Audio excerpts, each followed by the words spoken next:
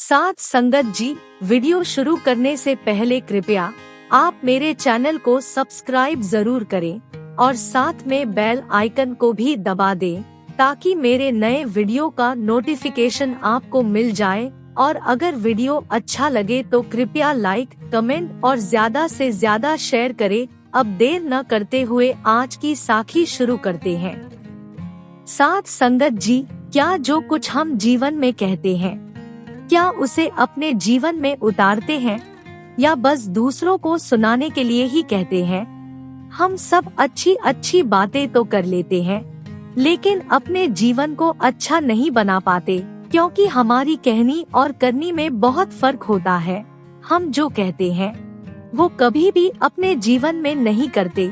हम चाहते हैं कि दूसरे ठीक हो जाएं, लेकिन हम अपने आप को कभी ठीक करना नहीं चाहते, जबकि हमारी कोशिश पहले अपने आप को ठीक करने की होनी चाहिए। जो बातें हमें बुरी लगती है वो हम कैसे सोच सकते हैं कि दूसरों को अच्छी लगेगी। इसी के ऊपर मैं आपको गुरु जी की एक साखी सुनाने जा रही हूँ।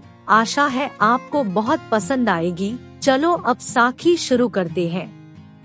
एक बार भाई गुरदास जी ने ये पंक्तियाँ लिखी और पढ़कर गुरु अर्जुन देव जी को सुनाई। अगर माँ बदचलन हो तो पुत्र को विचार नहीं करना चाहिए, ना माँ को सजा देनी चाहिए और ना ही उसका साथ छोड़ना चाहिए। अगर गाय हीरा खा जाए तो उसका पेट नहीं फाड़ना चाहिए।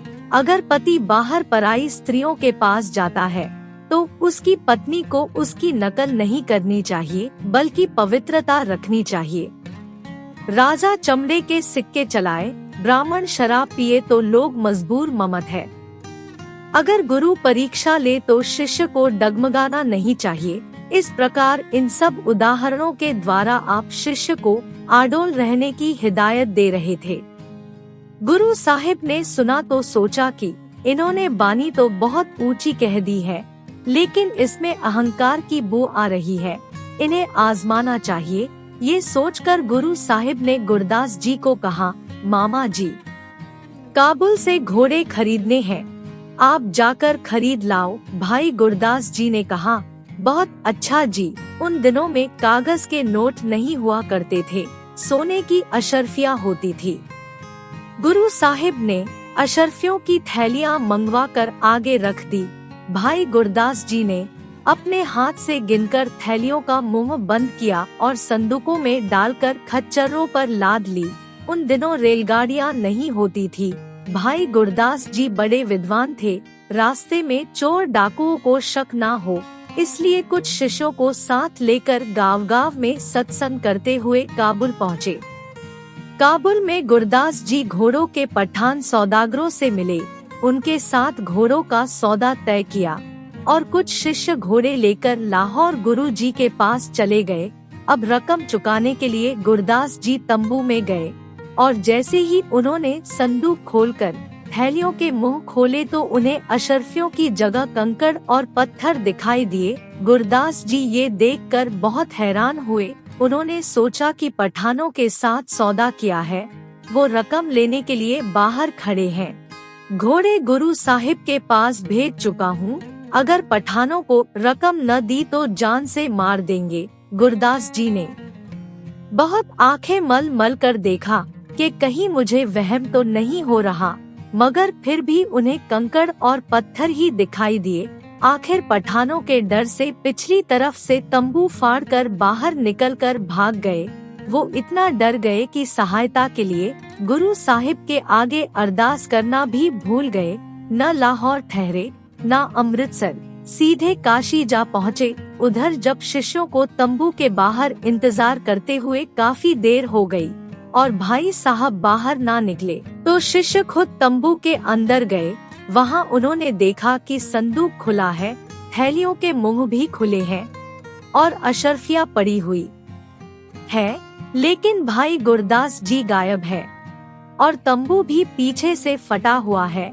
उन्होंने पठानों को अशर्फियाँ देकर हिसाब चुका दिया और गुरु साहिब के पास वापस आकर सारी बात सुना दी।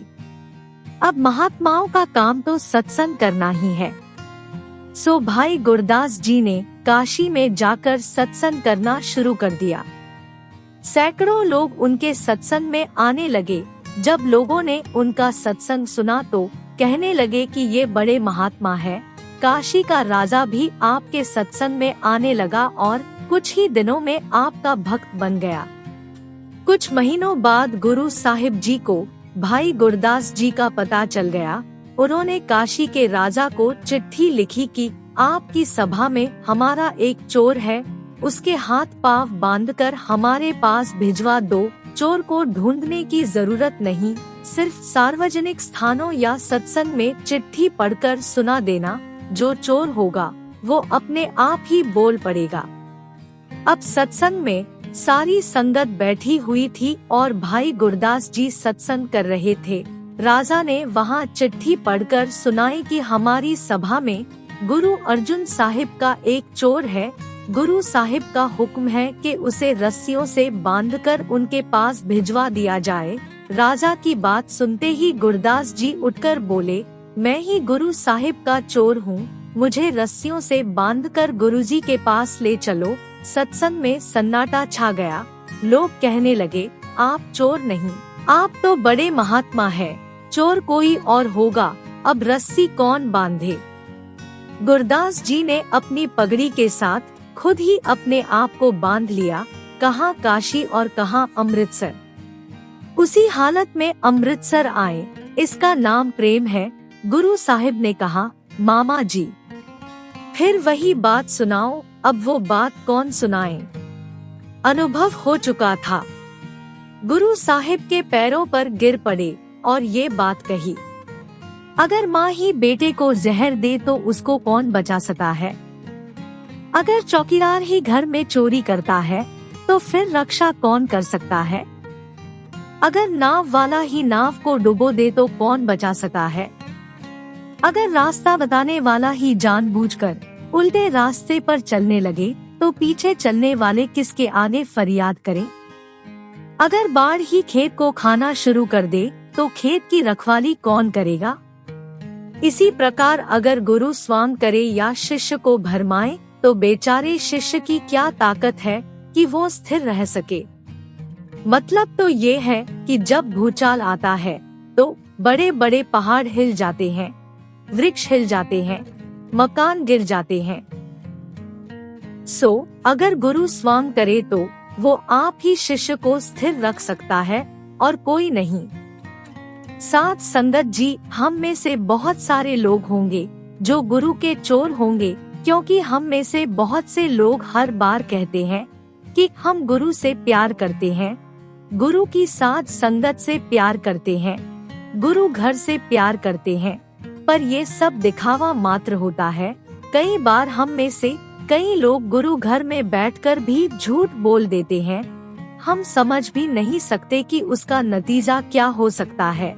और जब हम बहुत ज्यादा दिखावा करना शुरू कर देते हैं तो फिर गुरु भी कोई ना कोई ऐसा खेल खेलते हैं जिससे हमें हमारी असली जगह नजर आ जाती है।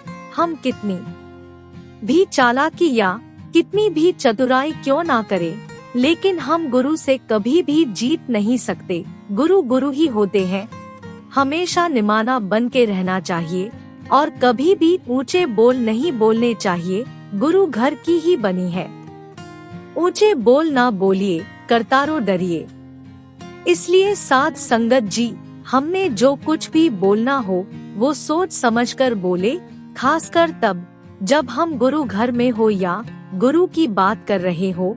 वैसे तो हर जगह ही सोच समझकर बोलना चाहिए, क्योंकि हमारे बोले गए वचन हमारे जीवन को दर्शाते हैं। साथ संगत जी, इस साखी से प्रेरणा लेकर हमें भी अपने जीवन को संवारना चाहिए। हमेशा दीनता और नम्रता में रहना चाहिए। साथ संगत जी, अगर आपको ये साखी अच्छी लगे तो कृपया लाइक, कमेंट और शेयर जरूर करें।